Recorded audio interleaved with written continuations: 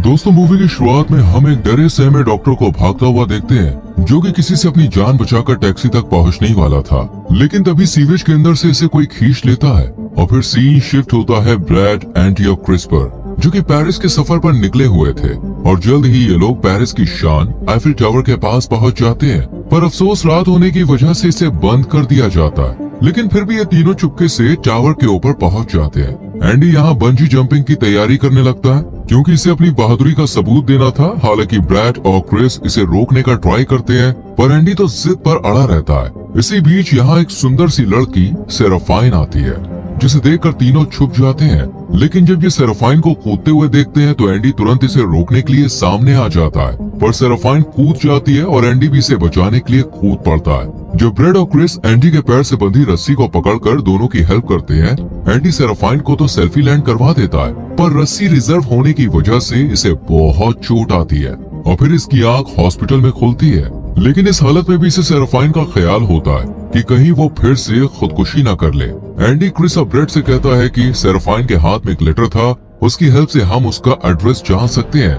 दोनों दोस्त लेटर ढूंढने के लिए आईफिल टावर के पास जाते हैं, जबकि हॉस्पिटल में एंडी को सेराफाइन नजर आ जाती है, जिसे देखकर एंडी फॉलो करने लगता है। एंडी सेराफाइन को आवाज लगाकर बुला ही रहा होता है कि तभी डॉक्टर आकर दरवाजा खोलकर एंडी को जमीन पर गिरा देता है। और जब एंडी नजर उठाकर सामने देखता है तो वहाँ सेराफाइन नहीं होती। इतने में क्रिस और ब्रैड भी यहाँ आ जाते हैं और एंडी को सेराफाइन का लेटर दिखाते हैं, जिसमें उसके घर का एड्रेस था। एड्रेस मिलने के अगले ही दिन तीनों दोस्त सेराफाइन के घर दस्तक देते हैं, लेकिन सेराफाइन इन्हें देखकर खुश नहीं होती, बल्कि इन्हें भगाने की कोशिश करती है। और एंडी तो सेराफाइन से बात किए बिना यहाँ से जाने वाला ही नहीं था, इसलिए सेराफाइन इसे कल मिलने का वादा करके यहाँ से रवाना कर देती है। वादे के मुताबिक नेक्स्ट डे सेराफाइन और एंडी दोनों डेट पर जाते हैं। एंडी के लिए ये सब काफी सरप्राइजिंग था, इसलिए ये थोड़ा घबरा जाता है और उल्टी सीधी हरकतें करने लगता है, जिससे सेराफाइन भी तंग आकर यहाँ से जाने लगती है। पर एंडी माफी मांगकर किसी तरह सेराफाइन को रोक लेता है। कुछ देर बाद यहाँ एक तगड़ा सा आदमी एंडी के साथ झगड़ने लगता है। बेचारा एंडी तो मार खाता रहता है, पर सेराफाइन इस आदमी को मजा चखा देती है। सेराफाइन की ये दमदार ताकत देखकर एंडी भी हक्का बक्का रह जाता है और सेराफाइन से पूछता है कि आखिर ये कारनामा तुमने किया कैसे, तुम्हारे पास इतनी पावर आई कहाँ से। सेराफाइन एंडी को दूर रहने की वार्निंग देकर यहाँ से रवाना हो जाती है, लेकिन एंडी शाम को ही दोनों दोस्तों के साथ सेराफाइन के घर पहुँच जाता है और इस बार डोर ओपन करता है सेराफाइन का केयर टेकर क्लॉड, जो कि इन्हें बताता है कि सेराफाइन फुल मून नाइट पार्टी में मिल जाएगी। साथ ही उस पार्टी का इनविटेशन भी देता है। बिना देर किए तीनों पार्टी में आ जाते हैं और क्लॉड का नाम बताते ही इन्हें एंट्री मिल जाती है। अंदर लोग की भीड़ में सेराफाइन कहीं नहीं दिखती, इसलिए क्रिस सेराफाइन की तलाश में उसके घर आ जाता है। डोरबेल बजाने के बाद कोई डोर ओपन नहीं करता और तभी क्रिस की नजर बेसमेंट की एक विंडो पर जाती है, जिसे हटाकर क्रिस अंदर पहुंच जाता है, जहां सेराफाइन कैद थी। सेराफाइन को जब पता चलता है कि एंडी पार्टी में मौजूद है तो ये काफी घबरा जाती है, क्योंकि वो पार्टी खतरे से खाली नहीं थी। एंडी को बचाने के लिए सेराफाइन जल्दी से सेल से बाहर निकलकर पार्टी में जाने लगती है, पर क्रिस भी साथ जाने की जिद करने लगता है। खतरे को देखते हुए सेराफाइन इसे सेल में बंद करके यहाँ से चली जाती है। सेराफाइन एंट्री गेट बंद होने के बाद भी अंदर आ जाती है, क्योंकि इस पर कोई रिस्ट्रिक्शंस नहीं थी। सेराफाइन एंडी को लेकर एक सीक्रेट रास्ते से बाहर जाने की कोशिश करती है। इन्हें बाहर जाता देख क्लॉड और ब्रैड भी इन्हें फॉलो करने लगते हैं। इधर हम क्रिस को देखते हैं, जो अपने शातिर दिमाग का इस्तेमाल कर अपने कपड़ों से एक रस्सी बनाता है और सेल के अंदर से बाहर चाबी के पास इस रस्सी को फेंकता है और जूते से चाबी कपड़ों पर गिराकर सेल को खोलकर बाहर आ जाता है। लेकिन तभी से पर्दे के पीछे से अजीब डरावनी सी आवाज सुनाई देती है और जैसे ये पर्दा हटाता है तो एक पैर कटा भेड़िया इस पर अटैक कर देता है। लेकिन क्रिस जल्दी से जान बचाकर यहाँ से भाग निकलता है। दूसरी तरफ हम सेराफाइन को देखते हैं, जो एंडी को सीक्रेट रास्ते से क्लब से बाहर निकाल देती है, जबकि क्लब के अंदर मौजूद लोग भेड़िए में तब्दील होना शुरू हो जाते हैं, क्योंकि आज पूर्णिमा की रात थी और इसका असर सेराफाइन पर भी होता है। सेराफाइन भेड़िए का रूप लेकर उसी सीक्रेट रास्ते के अंदर दाखिल होती है जहां से एंडी गया था। अंधेरी रात के साये में क्लब में भूचाल आ जाता है। इंसान बने भेड़िए आम इंसानों को अपना निवाला बनाने लगते हैं। इसी बीच ब्रैड भी सीक्रेट रास्ते में एंटर होता है। क्लब में मौजूद लोग जान बचाने के लिए बाहर की तरफ भागते हैं, पर क्लॉड मेन डोर बंद कर सबको भेड़ियों का खाना बना देता है। ब्रैड भी एंडी को ढूंढने में लगा रहता है और इसी बीच इसका सामना एक भेड़िए से होता है, जो कि ब्रैड को जख्मी कर नदी में बहा देता है। इसके बाद नंबर आता है एंडी का, जो अपने सामने मौत के रूप में भेड़िए को ये देखता है तो इसकी भी हवा टाइट हो जाती है और ये भागना शुरू कर देता है। लेकिन भेड़िया भी इस पर लगातार हमला करने में लगा रहता है। खुद को बचाने के लिए एंडी एक आयरन रॉड भेड़िए को मारकर यहाँ से भाग निकलता है, पर अफसोस फिर से भेड़िया उठकर खड़ा होकर इसका पीछा करने लगता है। भेड़िए से बचने के लिए अब एंडी एक होल का सहारा लेता है और जल्दी से इसके अंदर घुसने लगता है, पर अंदर जाने से पहले ही भेड़िया इसका एक पैर दबोच लेता है। एंडी दर्द सहते हुए किसी तरह होल से बाहर निकल आता है, पर जख्मी ज्यादा होने के कारण यहीं बेहोश होकर गिर पड़ता है। एंडी की जब आंख खुलती है तो ये सेराफाइन के घर पर मौजूद होता है, जबकि सेराफाइन नीचे किचन में एंडी के लिए बेहद खास स्मूदी तैयार कर रही होती है,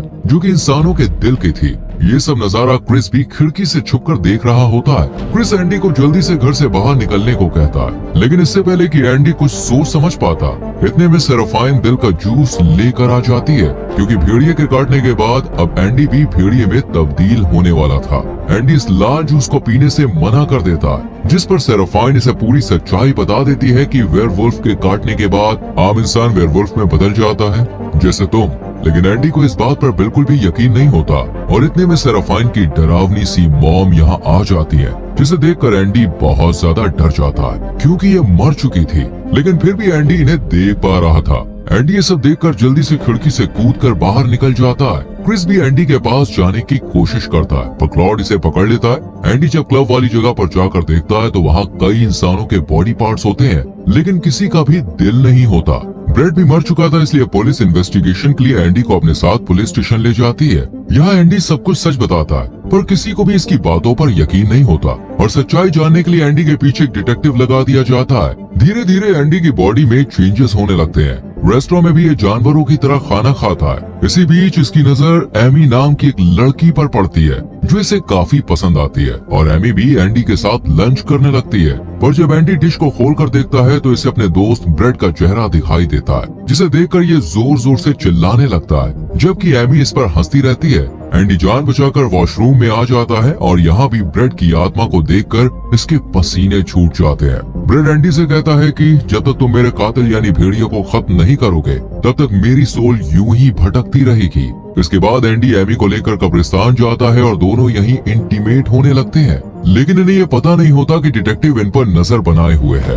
इंटीमेट के दौरान एंडी के शरीर में बदलाव होने लगते हैं और ये जल्दी से पानी में कूद जाता है। एमी जब एंडी को देखने के लिए करीब जाती है तो एंडी भेड़िए का रूप लेकर बाहर निकल आता है, जिसे देखकर एमी डर कर यहाँ से एक रूम में छुपकर बैठ जाती है। लेकिन यहाँ डिटेक्टिव के डॉग की शैडो को ये भेड़िया समझकर कमरे से बाहर निकल आती है। एमी की आवाज सुनकर डिटेक्टिव भी अलर्ट हो जाता है और एमी से कहता है कि मैं पुलिस वाला हूँ। ये सुनकर एमी भी शांत हो जाती है, पर तभी भेड़िया एमी पर अटैक करके उसे मार देता है। डिटेक्टिव खुद को बचाने के लिए भेड़िए को शूट करता है, पर निशाना चूकने की वजह से भेड़िया इस पर भी हमला कर मौत के घाट उतार देता है। अगली सुबह जब एंडी की आंखें खुलती हैं तो सामने पुलिस और मीडिया होती है और एंडी बिना कपड़ों के होता है। पुलिस इसे एमी और डिटेक्टिव की डेड बॉडीज दिखाने ले जाती है और यहाँ एंडी को एमी और ब्रेड की सोल दिखाई देती है।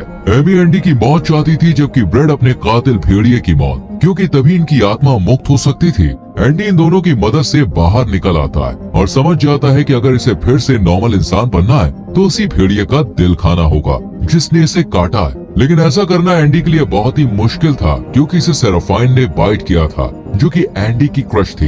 ये देखकर एमी एंडी को मारने की कोशिश करती है, पर ब्रेड इसे बचा लेता, जिस पर एमी ब्रेड से लड़ने लगती है। इसी बीच क्लॉड यहाँ आकर एंडी को चर्च के तहखाने में ले जाता है। क्लॉड चाहता था कि एंडी इनके भेड़िए के ग्रुप में शामिल हो जाए। क्लॉड एंडी को क्रिस के पास भी लेकर जाता है और क्रिस को मारने के लिए कहता है, पर एंडी दोस्ती का मान रखते हुए क्लॉड और इसके साथियों को ही मारने लगता है और जल्दी से यहाँ से बाहर निकलने की कोशिश करता है, पर क्लॉड के साथी से घेर लेते हैं। लेकिन सही वक्त पर सेराफाइन एंट्री करके एंडी को यहाँ से ले जाती है और सेराफाइन इस रास्ते को आग के हवाले कर दुश्मनों का रास्ता ब्लॉक कर देती है। इसके बाद सेराफाइन और एंडी दोनों पानी में कूदकर सेराफाइन के घर आ जाते हैं। सेराफाइन यहाँ एंडी को अपने सौतेले पिता से इंट्रोड्यूस कराती है, जो कि एक भेड़िया थे। सेराफाइन बताती है कि मेरे फादर एक डॉक्टर थे जिन्होंने मुझे बचाने के लिए मुझ पर एक्सपेरिमेंट किया, पर अफसोस वो एक्सपेरिमेंट गलत हो गया और सेराफाइन भेड़िया बन गई। ये देखकर इसके पिता ने भागने की कोशिश की, लेकिन सेराफाइन ने उनके पैर काट दिए, जबकि माँ को मार दिया।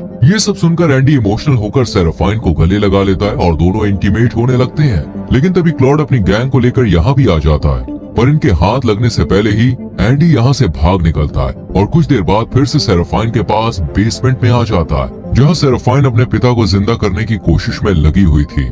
लेकिन कोई फायदा नहीं होता और सेराफाइन के फादर इस दुनिया से विदा हो जाते हैं। एंडी सेराफाइन से उसके फादर की रिसर्च के बारे में पूछता है। सेराफाइन रिसर्च से जुड़ी हर जानकारी देती है, लेकिन कुछ रिसर्च गायब थी जिन्हें असल में क्लॉड ने ही चोरी कर लिया था। ये वो प्रयोग थे जिनसे वेयरवुल्फ महीने में कभी भी ट्रांसफॉर्म हो सकते थे। इस डेटा को ढूंढना बहुत जरूरी था और इस मुश्किल काम को आसान बनाता है एक नोट, जिस पर लिखे एड्रेस की मदद से सेराफाइन और एंडी दोनों एक पार्टी में पहुंचते हैं। ये पार्टी क्लॉड ने इसलिए बनाई थी ताकि वो इस बहाने अमेरिकन को अपना निशाना बना सके। एंडी बचते बचाते पार्टी में अंदर एंट्री ले लेता है और एक टेबल पर चढ़कर सबको बताता है कि आप लोग खतरे में हैं। पर किसी को भी एंडी की बातों पर यकीन नहीं होता, बल्कि पुलिस इसे हथकड़ी पहनाकर अपने साथ ले जाने लगती है। इनके जाते ही क्लॉड और इसके साथ ही काले कपड़ों में यहाँ आ जाते हैं और अपनी बॉडी में भेड़िया बनाने वाली दवाई इंजेक्ट कर लेते हैं ताकि ये लोगों को खा सके। इधर एंडी पुलिस को बताता है कि क्रिस की जान खतरे में है, हमें उसकी मदद करनी होगी। लेकिन पुलिस एंडी पर भरोसा नहीं करती और बाहर ले जाने लगती है, पर बाहर क्लॉड ने साथी जेसीबी खड़ी कर रखी थी, इसलिए दरवाजा नहीं खुलता। इतने में एंडी की नजर क्रॉस पर बंधे क्रिस पर जाती है, जो काफी दर्दनाक हालत में था। पुलिस भी क्रिस को देखकर तुरंत पार्टी बंद करने का ऑर्डर देती है और क्लॉड के साथियों को गिरफ्तार कर लिया जाता है। पुलिस अभी क्लॉड को धमका ही रही थी कि तभी क्लॉड के साथी भेड़िए बनने लगते हैं और सब लोगों पर अटैक करना शुरू कर देते हैं, जिससे हॉल में काफी भगदड़ मच जाती है। ये भेड़िए इंसानों को अपना निवाला बनाते हैं। मेन गेट बंद होने की वजह से कोई बाहर नहीं जा पाता। ये देखकर सेराफाइन जेसीबी को कंट्रोल करने वाले ड्राइवर को मारकर मेन गेट तोड़ देती है, जिससे सब लोग जान बचाकर यहाँ से भाग निकलते हैं। इतने में पुलिस का काफिला भी बाहर इकट्ठा हो जाता है, जबकि अंदर एंडी एक भेड़िए को शूट कर ब्रेड की आत्मा को मुक्ति दिला देता है। पुलिस एंडी को अरेस्ट करना चाहती थी, इसलिए सेराफाइन और एंडी दोनों सीक्रेट रास्ते से भागने लगते हैं, लेकिन पुलिस स्टाफ भी इन्हें लगातार फॉलो करता है। भेड़िए सभी पुलिस वालों को मार देते हैं और सेराफाइन इन भेड़ियों से निपटने के लिए खुद को वही दवाई इंजेक्ट करती है